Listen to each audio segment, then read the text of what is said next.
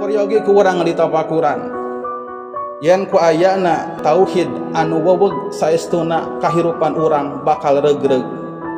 Naon margina? Sabab sagala perkara anu katampi ti Allah Subhanahu wa taala ka jalma anu boga tauhid bari weweg, maka pasti anu dongkap ti Allah Subhanahu wa taala ka manehna nilaina adalah sebuah kebaikan. Sabab datangna tina kacintaan Allah ka anjeunna. Sanajan eta takdir anu karasana teh perih ka bina-bina, sanajan anu karasana bencana alam, sanajan anu karasana takdir-takdir kahirupan anu perih, tapi keur jalma anu iman tauhidna weweg eta teh kahadean da berangkatna tina kacintaan Allah, tina dasar katauhidan manusia. Jeung naon perkara anu dipersembahkeun ku anjeunna ka Allah Subhanahu wa taala, pasti eta teh munilaina hade. Naon sababna? Sabab nganterkeun amal solehna teh didasaran ku keimanan sareng ku katauhidan.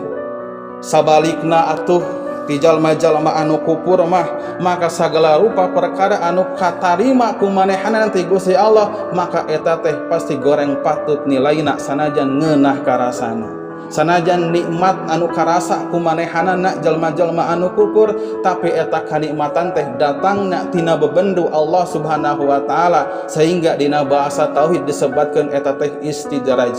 Lain karena rek ngamulyakeun Allah mere eta kanikmatan teh, tapi rek musrukeun, ngahinakeun, sangkan bea kahadeanana di dunia nepikeun ka teu boga jatah kabagjaan di alam akhirat. Oge sagala perkara anu dijieun ku jalma-jalma anu teu boga tauhid anu kokoh anu weweg, bahkan ku jalma anu kafir, maka sanajan hade cek dohir pandangan manusia, tapi di sisi Allah Subhanahu wa taala eta sanes kahadean. Naon margina? Leungit syarat anu dasar tina jadina amal soleh. Naon? Eueuhna keimanan, leungitna katauhidan. Maka pasti beki alus jalma tauhid beki weweg, maka bakal beki hade eta jalma. Jeung ulah loba teuing ngarepkeun kahadean ti jalma-jalma anu teu pati ngurus, teu pati miara kana katauhidanana ka Allah Subhanahu wa taala.